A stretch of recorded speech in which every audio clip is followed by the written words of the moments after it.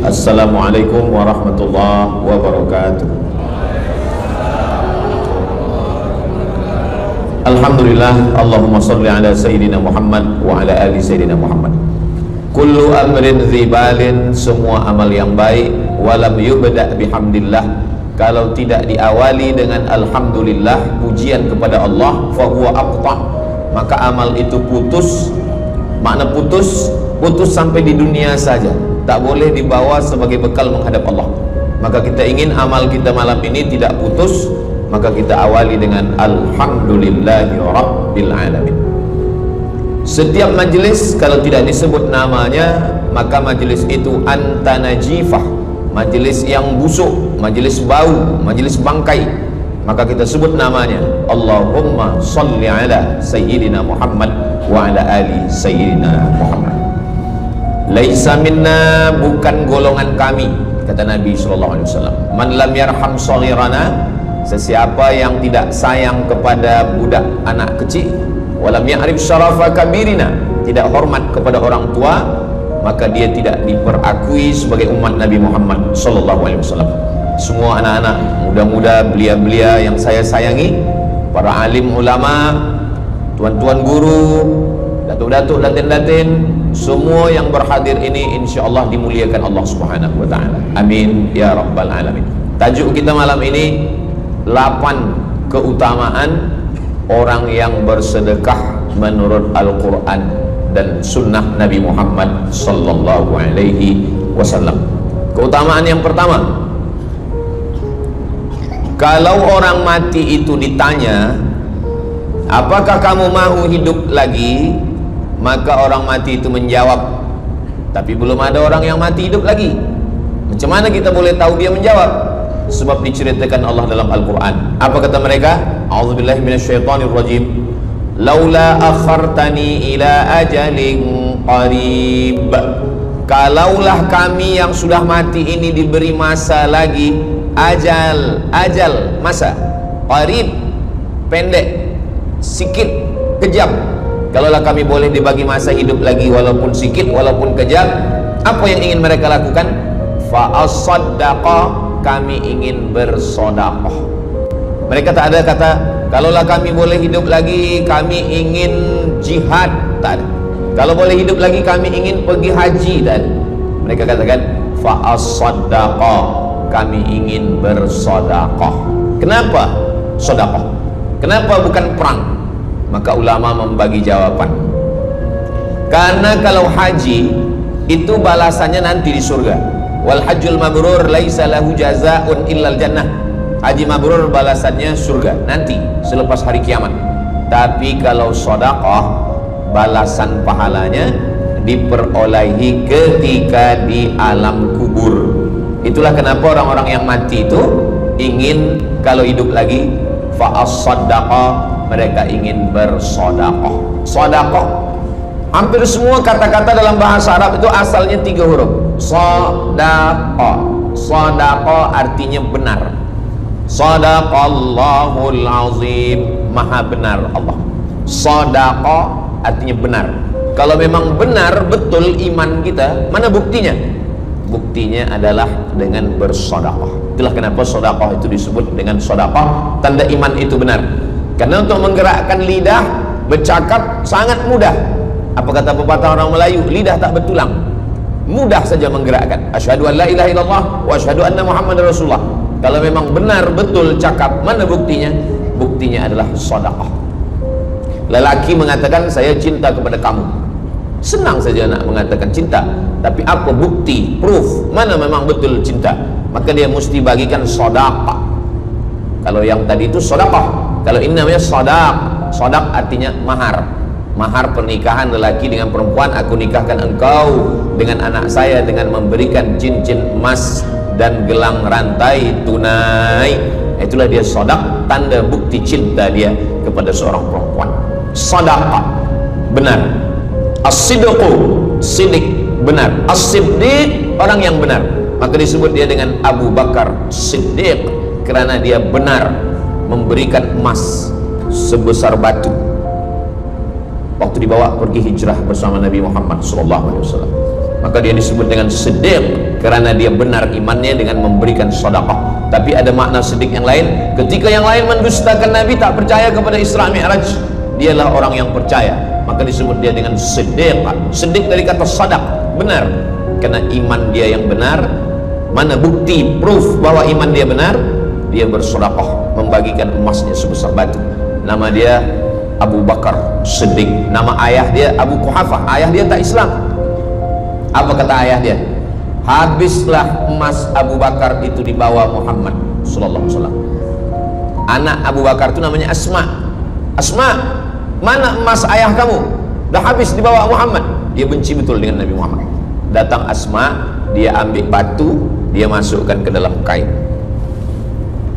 Kata Asma, emas ayah itu masih ada dalam kain, Datuk. Lalu Abu Quhafah memegang. Abu Quhafah ni buta, dia tak nampak. Oh ya, masih ada lagi. Rupanya emas itu sudah dibawa hijrah bersama Rasulullah sallallahu alaihi wasallam.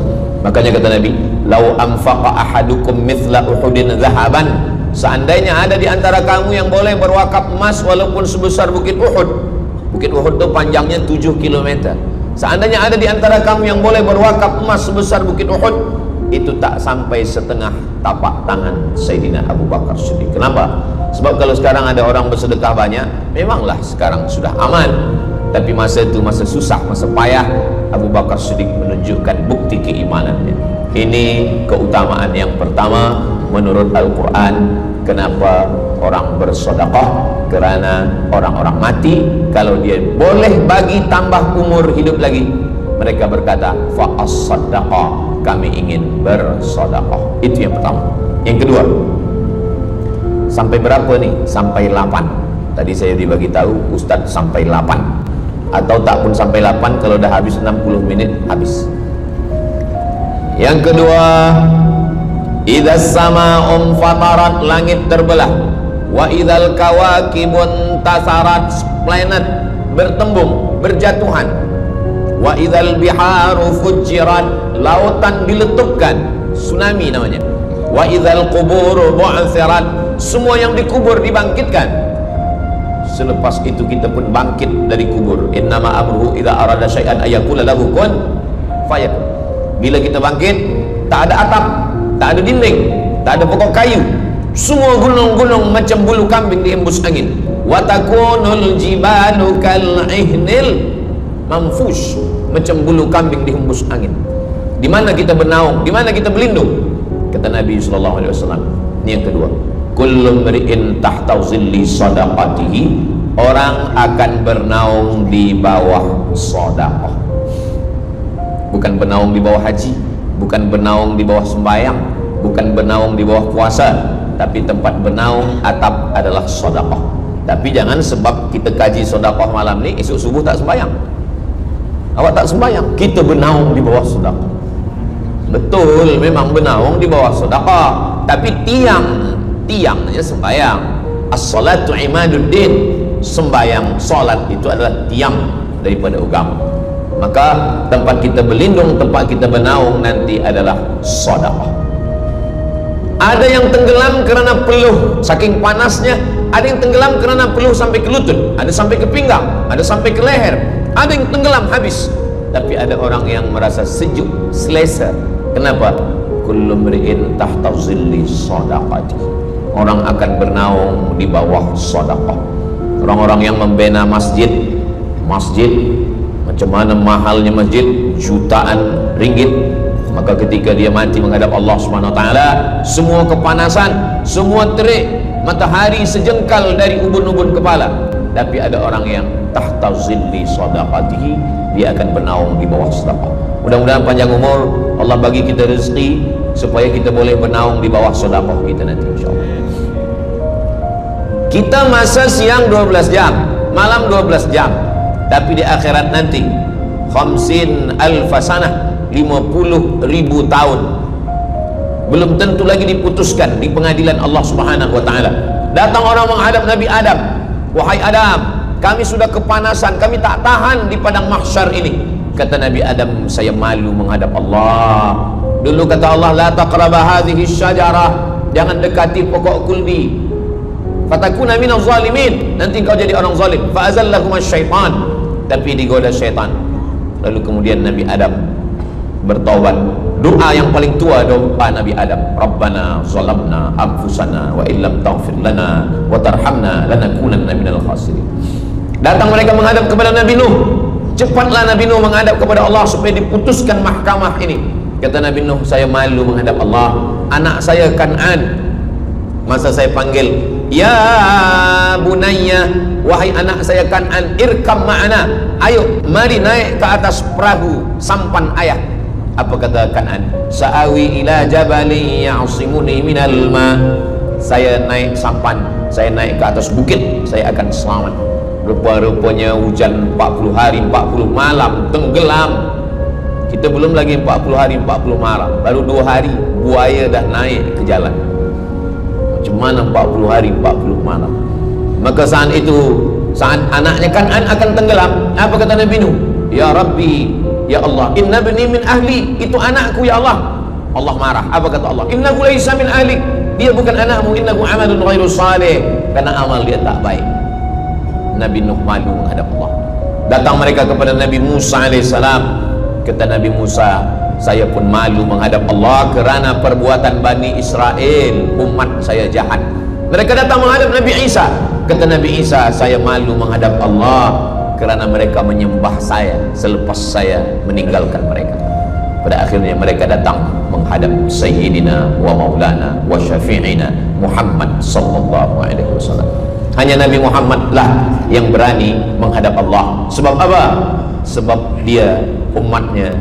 Maka walaupun kita umat yang paling kecil, umur paling pendek, badan paling tidak bertenaga, tapi kita adalah umat yang pertama nanti yang akan diputuskan perkara, dan kita adalah umat yang pertama akan masuk ke dalam surga Allah Subhanahu wa ta'ala. Maka banyak mereka yang ingin menjadi umat Nabi Muhammad. Bahkan Nabi Musa pun ingin menjadi umat Nabi Muhammad sallallahu alaihi wasallam. Masa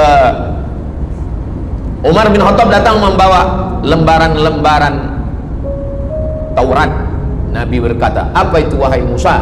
Taurat. Nabi Muhammad SAW memanggil, mari Taurat. Lalu Nabi Muhammad mengkoyak. Apa kata Nabi? Lau kana Musa hayyan ma wasa'ahu illa iyattabi'ani. Kalaulah Musa masih hidup, dia pasti akan ikut saya. Dan itu betul pada peristiwa Isra dan Mi'raj. Nabi jadi imam, Nabi Musa jadi makmum, Nabi Isa jadi makmum, Nabi Ibrahim jadi makmum, semua nabi-nabi jadi makmum. Imamnya adalah Sayyidina wa Maulana Muhammad sallallahu alaihi wasallam. Jadi keutamaan yang kedua, kita bernaung di bawah sedekah. Yang ketiga, sadaqatus sirri tutfi'u ghadabar rabbi kama yatfa'ul ma'an nar. Sedekah memadamkan api neraka seperti air yang memadamkan api. Kita kalau nampak api, mudah-mudahan kita selamat daripada terbakar, amin. Lalu kemudian datang api, kita padamkan dengan air. Lalu kemudian macam mana memadamkan api neraka? Air sebanyak apa yang boleh memadamkan? Maka kata Nabi SAW, keutamaan yang ketiga adalah sadaqatus sirri tutfi'u ghadabar rabbi, sedekah memadamkan api neraka. Jadi kalau kita dulu banyak silap, banyak salah, banyak dosa, kullu bani Adam, semua manusia ini khata'un, semua pernah salah, pernah mabuk, pernah berzina, pernah minum khamar, pernah berjudi. Kalaupun dia tidak buat dosa yang zahir, pernah hasad, pernah dengki, busuk hati. Maka ketika itu macam mana memadamkan murka Allah dengan istighfar, memadamkan dengan sembahyang, solat, sunat, taubat. Ada satu cara lagi. Dengan cara apa? Memadamkannya dengan sedekah.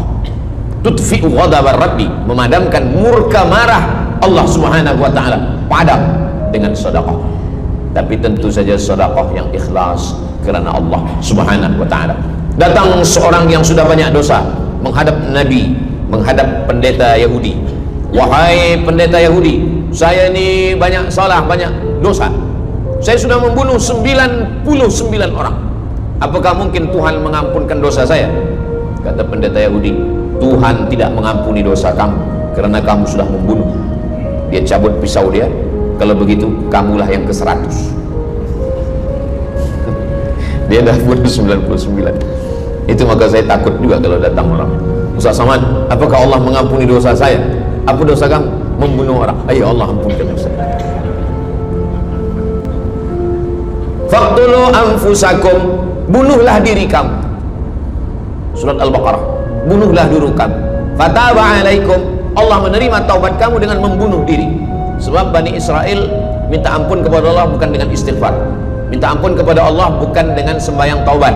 Bani Israel kalau dia minta ampun kepada Allah dulu zaman Nabi Musa, dia ambil pedang, dia ambil parang panjang, dia cari orang yang sama-sama berdosa. Saya ada dosa, saya cari tuan-tuan yang ada dosa. Tuan ada dosa? Ada. Kita nak bertobat ya. Ayo kita. Nanti kita sama-sama cincang. Nanti tuan cincang saya cincang tuan. Kita sama-sama mati. Baru Allah ampun dosa. Faqtulu anfusakum, bunuhlah diri kamu. Fataba alaikum, Allah menerima taubat kamu. Tapi syariat Nabi Muhammad sallallahu alaihi wasallam. Ma min muslimin yuznibu dzamban, kalau ada yang khilaf salah, summa yatatahhar, mandi taubat. Apalagi kita di Bandar Seri Begawan, bila tadi pesawat terbang nak landing turun, nampak cantik laut keliling. Jadi siapa nak mandi taubat, pergi ke laut. Kalau sampai ke tengah laut, bukan cuma dosa hilang, orangnya hilang sekali. Aku mandi taubat, saya mandi taubat. Selepas mandi taubat, tak boleh mandi taubat, wudu. Tak boleh wudu, tayamum. Selepas itu sembahyang sunat taubat, usolli sunnat taubat raka'ataini lillahi ta'ala. Dosanya perlu sebut, jangan sebut. Ada seorang lelaki, maaf, nafsu dia tinggi, lalu di jalan dia nampak perempuan. Selepas itu maaf, dia cium. Selepas itu dia datang ke Nabi, dia mengadu, ya Rasulullah, tadi saya melakukan begini-begini. Tegak Umar bin Khattab, Allah sudah tutupi, kenapa kamu bukakan di hadapan orang ramai? Allah mengampuni manusia kecuali al-mujahirun. Al-mujahirun menampakkan dosanya dan bangga dengan dosanya. Ini orang akhir zaman ni sekarang banyak mujahirun. Dia mabuk, dia live streaming. Hai guys, dah mabuk ke malam ni? Ini al-mujahirun. Maka ulil amri mesti ambil hukum. Tapi orang yang pernah berdosa, pernah silap, pernah salah, jangan cerita lagi, tutup. Suami-suami kalau bertobat kepada Allah, mengadu kepada Allah, cukup. Jangan cerita ke istri. Allah menerima, istri tak terima. Jadi taubat cukup kepada Allah Subhanahu wa taala, mengadu dah. Bangkit tahajud malam minta kepada Allah, jangan suara kuat-kuat. Cukup. Sebab tidak semua kejujuran boleh diterima orang lain. Tak semua perempuan boleh menerima kejujuran. Sakit hati dia. Allah Subhanahu wa taala Maha Pengampun. Selepas itu kemudian wa asbi'is sayyi'atal hasanata, dosa-dosa silap khilaf masa lalu bagaimana menutupinya? Hasanata, perbuatan baik. Sembahyang baik, solat baik, tapi ada yang paling baik. Apa dia? Shadaqatus sirri, memperbanyak sedekah, memadamkan murka Allah seperti api memadamkan, dipadamkan oleh air. Marah itu adalah kobaran dari api neraka. Bila kita sedang marah, itu adalah api neraka lahab. Lahab itu artinya berkobar. Lahab pakai ba, lahab. Sebab saya pernah juga lalu di satu jalan, ada rumah makan, restoran Abu Lahab, pakai P, lahab, mungkin lahab, makan lahab. Allah Subhanahu wa taala memadamkan murkanya. Inna rahmati sabaqat ghadabi, rahmatku lebih cepat daripada murkaku. Memang Allah marah, tapi ketika dia berbagi kepada orang lain, dia tutupi dosanya di masa yang lalu. Syarat taubat 3. Yang pertama, an-nadamu fil qalbi, menyesal dalam hati. Yang kedua, al-iqraru bil lisani, nyatakan dengan lisan, astaghfirullahaladzim. Yang ketiga, al-itmaru alla ya'uda ilaihi abadan, tekad saya tidak akan buat lagi sampai mati. Namanya taubat nasuha. Nasuha, 3 huruf. Nasoha artinya menyaring madu. Datang orang memanjat pokok kayu, dia ambil parang panjang, dia potong sarang lebah jatuh ke bawah, disaring dengan kain tipis, lalu kemudian tersangkut di atas kain, lilinnya tersangkut, lebahnya tersangkut, anak lebah tersangkut, rantingnya tersangkut, dahannya tersangkut, maka keluarlah madi. Itu bahasa Arabnya namanya nasuha. Apa makna nasuha? Menyaring dosa-dosa sehingga yang tinggal hanya amal soleh, yang sampah-sampah tersangkut. Sekarang susah nak minum madu yang asli, banyak palsu. Macam mana Ustaz, saya ni suka spesihat minum madu, apa tanda madu ni asli? Bawa pulang ke rumah, kalau isteri marah itu asli.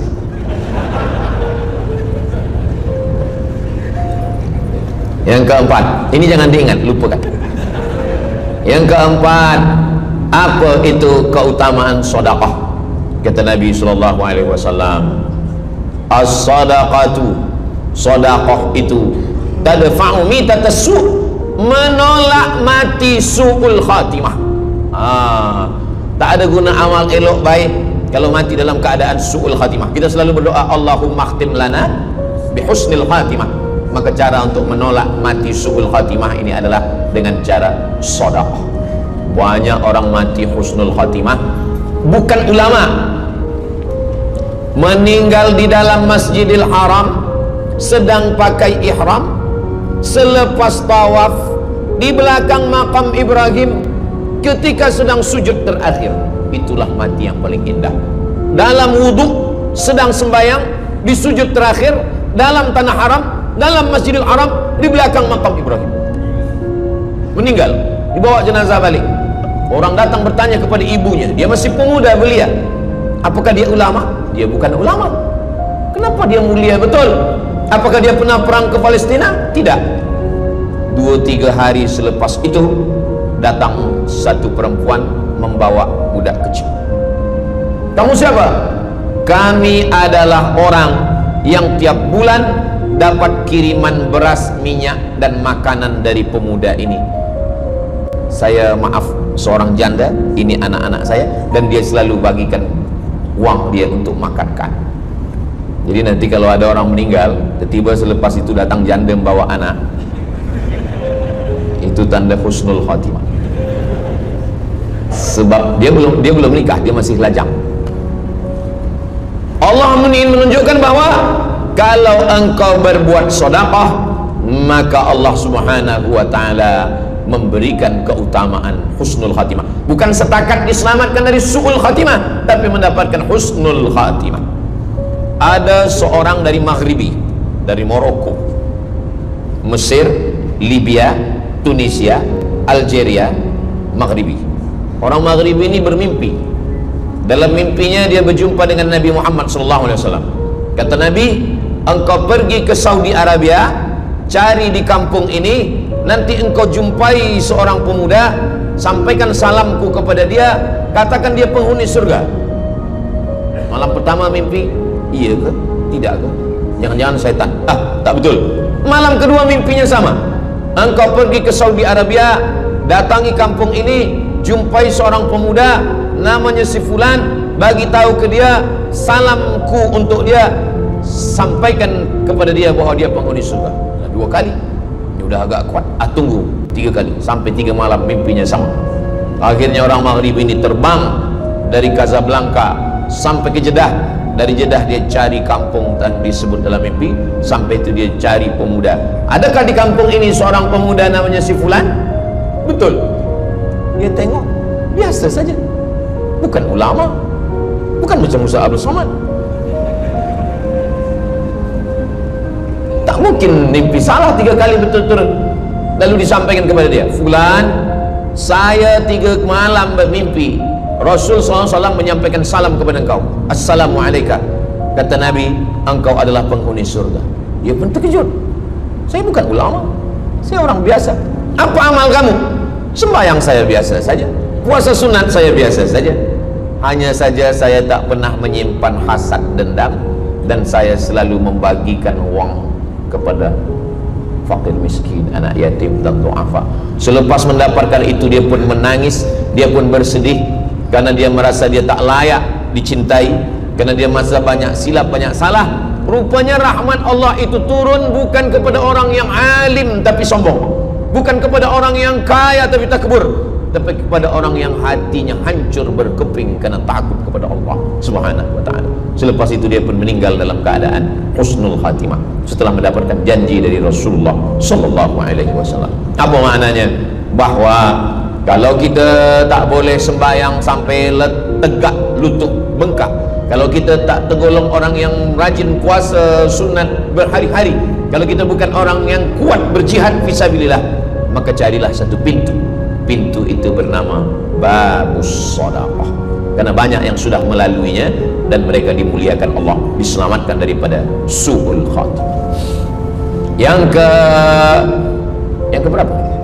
Kelima. Saya sebetulnya ingat, saya nak cuba aja. Kalau jamaah masih ingat, itu maknanya mereka masih konsen lagi, masih sedar. Kalau dah terserah Ustaz lah nama berapa, kami pun dah nak balik ke dalam. Yang kelima, dawu mardakum bis sadaqah. Yang kelima, dawu mardakum bis sadaqah. Obati orang yang sakit di antara kamu dengan sedekah. Datang seorang lelaki yang lututnya bernanah menemui Imam Abdurrahman ibnu Mahdi. Wahai Imam Abdurrahman bin Mahdi, lutut saya ini bernanah tak sihat-sihat. Kata Imam Abdurrahman bin Mahdi, saya ingat satu hadis Rasulullah, dawu mardakum bis sadaqah. Cuba engkau cari kampung yang di kampung itu tak ada air, kamu buat perigi. Di kampung saya namanya perigi. Lalu dia pun pergi ke kampung yang tak ada air, dia galikan perigi. Selepas itu sehari, 2 hari, 3 hari, sepekan, sebulan, lutut dia sihat kering. Dia datang lagi kepada Imam Abdurrahman ibnu Mahdi. Alhamdulillah Imam Abdurrahman ibnu Mahdi, lutut saya sudah sihat. Apa hubungan lutut dengan sedekah? Rupanya setiap orang yang mengambil air untuk minum, untuk berwudu, untuk mandi, untuk memasak, selepas itu mereka berdoa, ya Allah, berikanlah kebaikan kepada orang yang sudah membagikan air ini. Doa silahul mu'min, doa senjatanya orang beriman. Kisah ini ada dalam kitab Sa'ah wa Sa'ah, Ajaib wa Taraif. Semua ada saatnya. Beberapa kisah-kisah yang ajaib diceritakan oleh Syekh Abu Amr Al-Misri dalam judul buku Sa'ah wa Sa'ah, Gharaib wa Taraif.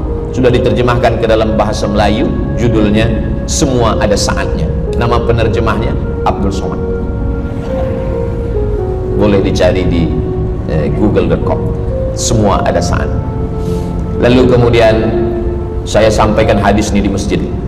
Dawu mardakum bis sadaqah. Obatilah orang yang sakit di antara kamu dengan sedekah. Selepas itu saya turun dari masjid, saya pergi ke kereta, di parking. Datang seorang jamaah. Memang yang Ustaz sampaikan tadi betul. Kata saya, memang betul. Takkan saya sampaikan tak betul? Apa maksud awak? Betul. Istri saya kena sakit kista sebesar duit di dalam rahim dia. Kata doktor, ini mesti diambil, kalau tidak dia makin besar. Tapi kalau diambil, dicabut, operate, nanti akan tercabut rahim sekali. Dan kalau rahim tercabut, maka nanti tidak boleh mengandung. Mendengar itu istrinya menangis, suaminya tersenyum. Yang senyum budak kecil pula. Lalu kemudian rupanya istri dia tahu tentang hadis Nabi, dawu mardakum bis sadaqah. Obatilah orang yang sakit dengan bersedekah. Maka dia pun bersedekah. Selepas itu mereka pergi lagi medical check up ke hospital. Sampai di hospital dicek USG, rupanya kista itu makin kecil dan hilang. Doktor tu pula bertanya balik, awak makan apa? Saya makan nasi, kata dia. Minum apa? Minum teh tarik. Saya amalkan hadis Nabi Muhammad SAW, dawu mardakum bis sadaqah. Kata doktor, awak tak perlu operate, dan ini tidak perlu dibelah, dan rahim awak masih boleh mengandung. Istrinya tersenyum, lakinya pula menangis. Begitulah Allah Subhanahu wa ta'ala.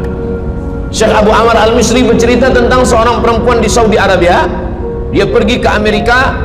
Kata doktor di Amerika, kamu sudah balik ke rumah, makan kenyang, tidur lelap. Nanti kalau puan-puan pergi hospital, lalu dokter bercakap, balik ke rumah, makan kenyang, tidur lelap. Itu maknanya malaikat maut dah dekat, tak ada obat. Maka dia pun balik ke Saudi Arabia, dia ambil harta dia, dia sedekah, dia bagi, sisa dia bagikan baki sikit untuk ahli waris. Selepas itu last kali dia pergi lagi ke Amerika, last medical check up. Apa kata doktor di Amerika? Kami sudah cek, kamu sihat walafiat. Banyak sekali orang-orang yang diberikan Allah SWT keutamaan dengan sedekah, mukjizat bahawa Nabi SAW sudah meninggal dunia, tapi mukjizatnya masih ada sampai akhir zaman ini. Di antaranya adalah dawu mardakum bis sadaqah, obatilah orang yang sakit di antara kamu dengan bersedekah. Yang ketujuh, yatsba'ul mayyita salasun, yang mengiringi mayat orang mati ke liang lahat ada tiga. Yang pertama mal, bahasa Arabnya mal, orang kita menyebut mall, harta. Yang mengiringi manusia ke liang lahat, yang pertama malu, harta. Yang kedua ahlu, istri, anak, menantu, kawan, jiran, sahabat. Yarji'usnani, yang dua ni balik ke rumah, anak balik, istri balik, kereta balik, semua balik. Wa yabqa wahidun, yang kekal hanya satu. Apa dia? Yang kekal hanya satu, itulah dia sedekah. Sedekah lah yang kekal. Itulah kenapa orang-orang meninggal dunia. Kita di atas dunia ini, kata Nabi, baina sittin wa sab'in. Kita hidup di atas dunia ini antara sittin 60, sab'in 70. 60 70, 60 70. Kalau umur 30, ada berjumpa jamaah umur 30 yang dia soal, dah berbini ke? Awak dah menikah? Belum. Apa belum nikah lagi? Kejap lagi Ramadan. Takkan jaga subuh? Macam mana nak sembahyang? Macam mana nak sahur? 30. Bila 40, soalan sudah berubah. Saya ni diabetes, saya ni kolesterol, saya ni. Bila masuk 50, dah mula tanya, saya ni rabun, tak nampak lagi. Bini pun kadang tak nampak. Bini orang nampak. Bila 60, mendengar tazkirah Ustaz Somad, kunci satu, jangan tersinggung. Ada beberapa jamaah tersinggung, balik meninggal. Bukan kena tersinggung, memang ajal dah sampai. Jadi, Ustaz umur berapa? Saya lahir 18 hari bulan Mei 1977. Umur rasa 27. Umur ini bukan masalah angka, tapi masalah rasa. Semua yang hadir ubat, semua yang hadir banyak ubat, semua yang hadir malam ini muda. Mana muda lagi Ustaz, kami dah tua. Ini bukan orang tua, ini orang tua yang terjebak di tubuh pemuda. Ini semua pemuda-pemuda. Siapapun yang sembahyang ke masjid, siapapun yang berjamaah, maka dia muda. Siapapun yang tidur di rumah tak sembahyang, dia sudah tua. Lautan kan ku seberangi, gunung kan ku daki, masjid ku lalui. Nah, ini orang tua semua. Jadi tua dan muda itu bukan masalah usia, bukan masalah umur, tapi masalah perasaan kita. Saya kalau ditanya orang, umur Ustaz berapa? Qamariyah apa Syamsiah? Muharram Safar apa Januari Februari? Jadi masalah umur ini, insya Allah kita semua dibagi Allah kesihatan. Amin ya rabbal alamin. Yang sakit-sakit diangkat Allah penyakitnya. Amin. Jadi kata Nabi SAW, semuanya tinggal. Wa yabqa wahidun, yang tinggal hanya satu. Wa amaluhu, di antara amal adalah sedekah. Itu yang ketujuh. Nabi meninggal umur 63 tahun. Abu Bakar Siddiq 63 tahun. Imam Syafi'i lahir 150, meninggal 204. Imam Syafi'i lahir di Gaza, Palestina. Semoga Allah menolong saudara kita di Palestina. Imam Syafi'i lahir di Palestina, di Gaza, 150 Hijrah. Meninggal di Fustat, Kahirah, Mesir, 204. Imam Syafi'i umurnya hanya 54 tahun. 50, muda. Tapi Imam Syafi'i berada di alam barzah 204, sekarang sudah 1447, 1447 tahun. Apa maknanya? Berarti Imam Syafi'i di alam kubur sudah 1200 tahun. Soalan, lebih lama di atas tanah atau di dalam tanah? Lebih lama di alam barzah. Di alam rahim 9 bulan 10 hari. Di alam dunia 63 tahun kalau sampai. Di alam kubur menunggu hari kiamat. Imam Syafi'i sudah 1200 tahun, tapi setiap detik, setiap menit, setiap jam, dari maghribi sampai ke Nusantara, semua orang menyebut nama Syafi'i, Syafi'i, Syafi'i, Syafi'i. Setiap kampung ada nama orang Syafi'i, setiap kawasan ada nama orang Syafi'i. Begitulah mulianya Imam Syafi'i. Kita, seandainya kita mati, berapa lama lagi kita di alam barzakh? Dulu ada yang mengatakan kiamat 2012, rupanya tak jadi. Kan ada filmnya, kiamat 2012, Steven Spielberg, tak jadi. Yas'alunaka 'anis sa'ati ayyana mursaha. Mereka bertanya kepadamu tentang hari kiamat. Qul, katakan, la ya'lamuha illa hu. Yang tahu hanya Allah Subhanahu wa ta'ala. Pikirkan, kalau kita mati, apa yang akan mengalir? Rumah kita dijual, anak kita dibagi-bagi kepada ahli waris, kereta kita dijual semuanya. Tapi orang yang membina masjid di Brunei Darussalam, masjid dah cantik-cantik, besar-besar, elok-elok.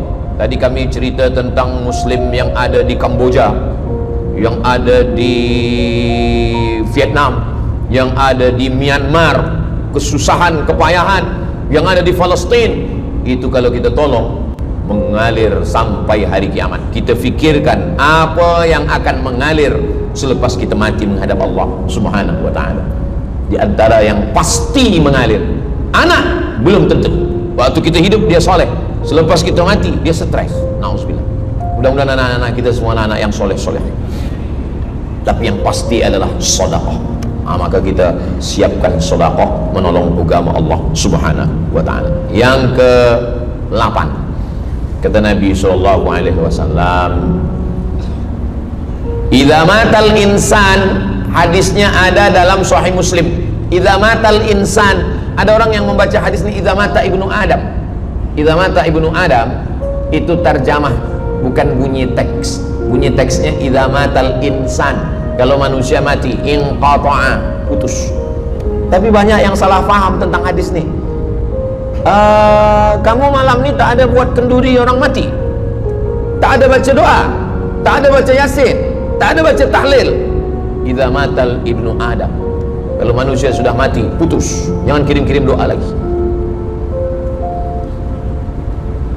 Banyaklah soalan ke saya, Ustaz Abdul Somad, ya, macam mana kalau orang sudah mati tak ada anak, lalu siapa yang mendoakan dia?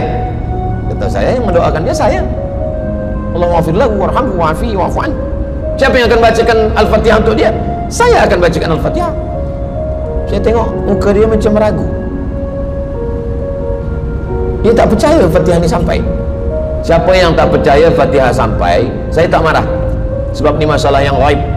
Siapa yang tak percaya Yasin itu sampai, siapa yang tak percaya Fatihah itu sampai, saya tak marah. Bagi saja nama semua lengkap dengan bin. Nanti bila mati saya kirim. Bila tak sampai, cepat-cepat bagi tahu. Idza matal insan, kalau manusia mati, inqata'a amaluhu, yang putus tu amal dia, amal yang mati itu. Misal ini ada orang mati, namanya Abdul Somad. Jika saya sebut nama lain tersinggung pula. Ada orang mati namanya Abdul Somad. Idza matal insan, kalau Abdul Somad ni mati, inqata'a amaluhu, maka yang putus tu amal dia, amal Abdul Somad ni yang putus. Amal orang Brunei untuk Abdul Somad putus atau tak putus? Tidak putus. Datang berita, mereka tengok di Instagram Abdul Somad, Ustaz Abdul Somad Official. Bagi yang belum follow, cepat follow. Dapat berita Ustaz Somad sudah meninggal. Orang Bandar Seri Begawan, semua orang Brunei mengirimkan Al-Fatihah, mereka solat ghaib. Sampai apa tak sampai? Sampai. Jadi mana yang putus itu apa maknanya? amal dia putus. Amal orang mati ini putus. Amal orang hidup kepada yang mati tak putus. Saya ulang sekali lagi, yang putus itu amal orang mati. Amal orang mati putus. Apa maksud amal orang mati putus? Kepada muslimin muslimat, sila datang ke masjid yang akan membagi tazkirah almarhum Abdul Somad. Itu putus. Mana boleh tazkirah lagi? Orang mati itu amalnya putus, tapi amal orang hidup untuk orang mati tidak putus. Kalau memang putus, kenapa ada amalnya yang tak putus? Ada amal dia yang tak putus. Ini Abdul Somad mati dia, amal dia semuanya putus, tapi ada amal dia yang tak putus. Pertama, sodaqotun jariyah. Sodaqah itu kan amal dia, tak putus. Sodaqah dia bina masjid dia, sodaqah dia tahfiz Quran. Budak-budak tahfiz Quran itu menghafal Quran, jadi tuan guru, punya murid, punya pondok, maka tak putus. Amal dia tapi tak putus. Yang kedua, ilmun yuntafa'u bih, mengajar dia, diamalkan orang, tak putus. Waladun salihun, anak soleh. Anak soleh itu maksudnya, anak soleh itu kan amal dia. Itu yang banyak orang yang tak paham. Macam mana amal soleh macam mana amal soleh itu amal kita? Macam mana anak soleh itu amal kita? Kalau istri, mohon maaf, kalau istri awak cuma awak tengok saja, apakah mungkin dia hamil? Itu dah payah betul dah menjelaskan. Maknanya anak kita itu amal kita. Maka kalau kita mati, dia tetap mengalir. Bukan berarti doa orang lain tak sampai. Ini banyak orang salah faham.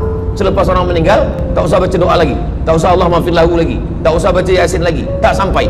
Maksud putus itu amal orang mati itu putus. Kalaulah putus amal orang hidup kepada orang mati, tak ada salat jenazah.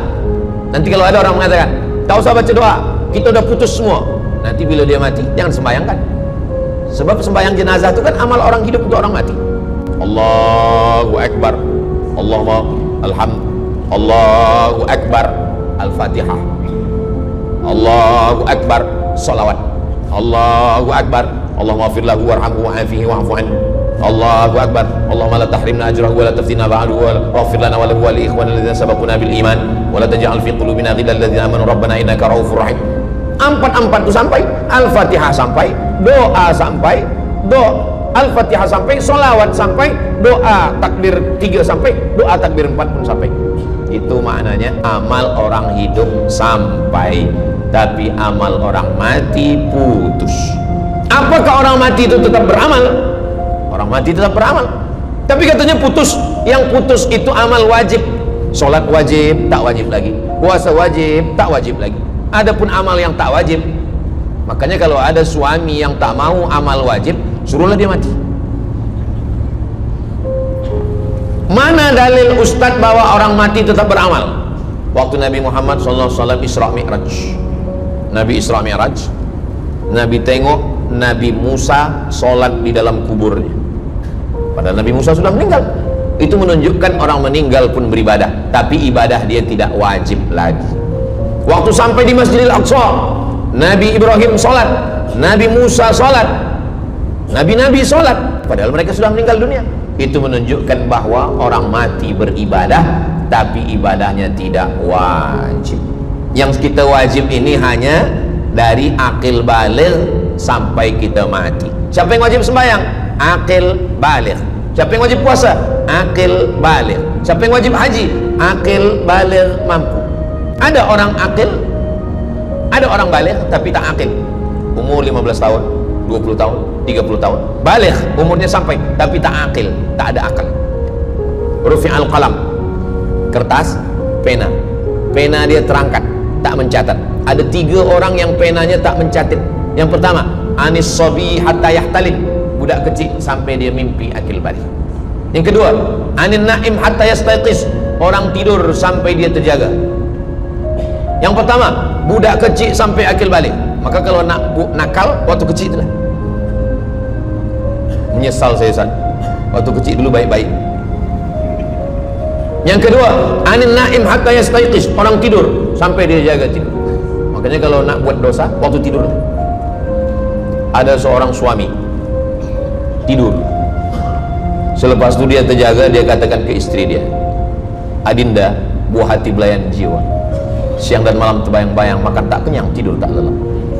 Abang bermimpi malam tadi. Mimpi apa? Mimpi berbini lagi. Kata istri dia, engkau tidur lagi, mimpi lagi, ceraikan dia. Macam mana nak tidur lagi? Begitulah. Tapi perempuan ini tak ada di Brunei, di kampung saya. Sini baik-baik. Orang tidur, dia tidak boleh dihukum, sebab mimpi kita tak boleh buat-buat. Anil naim hatta yastayqiz, orang tidur sampai dia jaga tidur. Anil majnun hatta yafiq, orang gila sampai sehat. Orang gila tak diambil hukum, tak wajib sembahyang, tak wajib puasa. Itu maka kadang isteri kalau ada lelaki tak sembahyang, abang ni gila ke? Aku tergila-gila dengan kamu sayang. Jadi siapa yang wajib? Macam mana dengan orang yang pikun, hilang ingatan? Hilang ingatan bila dari mula zuhur azan sampai waktu asar habis, ingatan dia hilang, maka dia tak wajib sembahyang. Tapi bila dia ingat sekejap, dia wajib lagi. Itu pula masalahnya Ustaz. Laki saya ni hilang ingatan waktu sembahyang je, lepas tu ingat balik berakal. Kata orang kalau sudah tua kita mengalami namanya demensia. Manusia demensia, amnesia. Amnesia tak ingat apa-apa, semua lupa. Itu maka kita bila nak pergi ke mana-mana guna helmet, sebab bila kepala ni terantuk lupa. Ada kawan saya, dia hafaz Quran 30 juz, ceramah tazkirah ke mana-mana, bawa kereta jatuh. Kata dia banyak ayat-ayat yang hilang, maka aku kalau sembahyang ayat pendek-pendek. Kata saya, bang, di kampung saya dulu kalau ada radio yang dah tua yang rosak, itu biasa kita pukul mau elok balik. Cuba antukkan sekali lagi, kata saya. Kata dia, aku takut kalau aku antukkan Fatihah ni pula hilang. Maka Islam ini datang menjaga 5. Pertama, menjaga akal, tak boleh minum khamar, tak boleh guna khamar, narkotik. Menjaga diri, tak boleh bunuh diri. Menjaga kehormatan, tak boleh menghina orang. Menjaga agama, tak boleh membawa aliran sesat, ateis, tak percaya, kekafiran. Menjaga harta, tak boleh ada mencuri, tak boleh ada dusta, tak boleh ada akad bohong, tak boleh ada tipu, tak boleh ada gharar, tak boleh ada zulm, tak boleh ada ghish. Man ghasyana falaysa minna, siapa yang menipu kami maka dia bukan golongan kami. Jadi berdasarkan 8 keutamaan ini, kalau ingat 8-8-nya alhamdulillah, tak ingat 8, ingat 7, ingat 6, ingat 5, ingat 4, ingat 3, ingat 2, ingat 1, satu pun tak ingat, innalillah. Tapi insyaAllah kita boleh ingat semua. Sebab apa?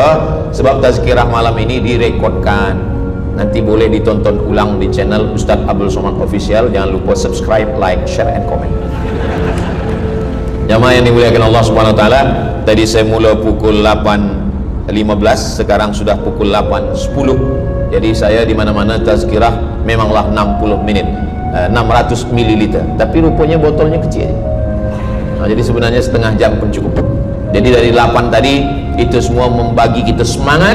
Kalau ada orang yang mengatakan Islam ini agama yang menyuruh kita tak usahlah berniaga, tak usahlah bertanam kelapa sawit, tak usahlah bertanam kelapa, tak usahlah buka ikan, tak usahlah bertani.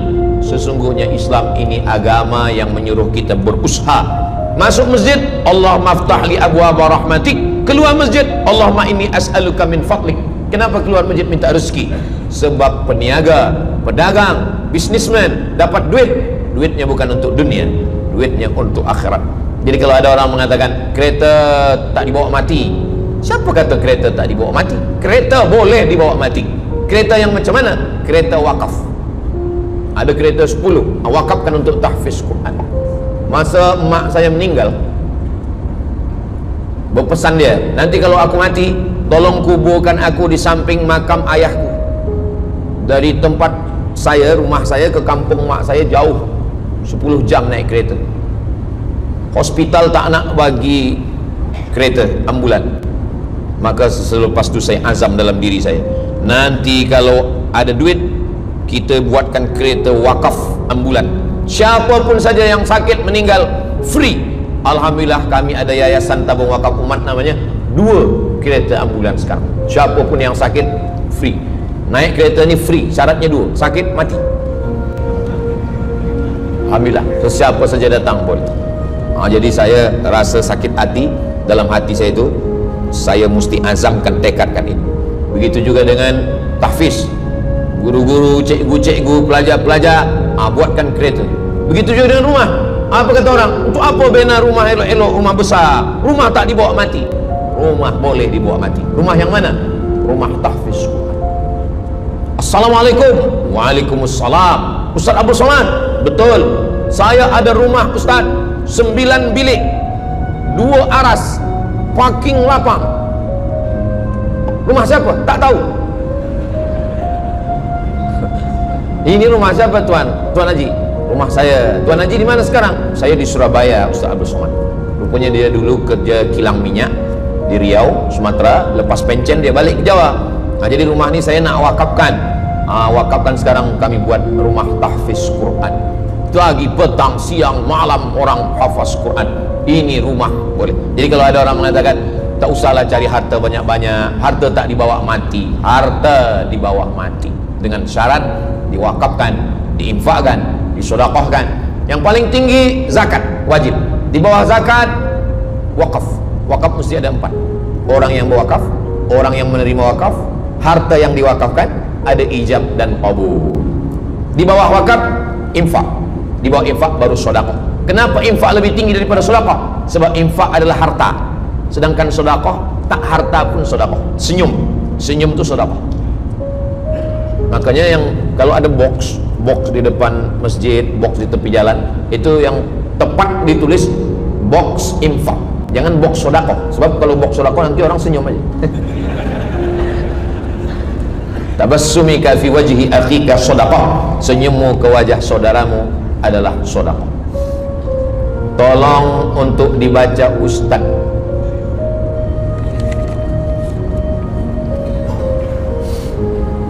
Seorang hamba yang ketika jahiliyah pernah mengambil hak orang dengan mengambil persen daripada wang infak. Setelah dia menyadari akan salahnya, dia bertaubat dan ingin mengembalikan hak tersebut. Masalahnya dia tidak mengetahui berapa dan ke siapa dibalikkan. Kalau kita termakan terpakai duit yang kita tak tahu entah punya siapa, cuba ingat-ingat. Memang kalau masalah ini kadang kita lupa memang. Coba ingat tahun berapa. Sebab duit RM1 tahun 80 dengan 2025 tak sama nilainya, sebab ada inflasi ekonomi. Jadi coba ingat, tengok dengan harga emas tahun 80 berapa 1 gram emas, tahun 2025 berapa, maka dihitungnya ke emas, bukan ke dolar tapi kepada emas. Nah, selepas kita dapat harga emas, lalu kita balikkan. Misalkan tahun 80 100 ringgit itu 1, 2, 3 gram. Maka yang sekarang kita tidak balikkan 100 ringgit, tapi kita balikkan sekarang 2025 dengan 3 gram emas. Berapa harga 3 gram emas? Lepas itu kita balikkan. Kalau kita tak tahu orangnya di mana, anak cucunya, ahli warisnya tak tahu, maka kita serahkan kepada masalih ammah. Masalih ammah artinya kepentingan umum.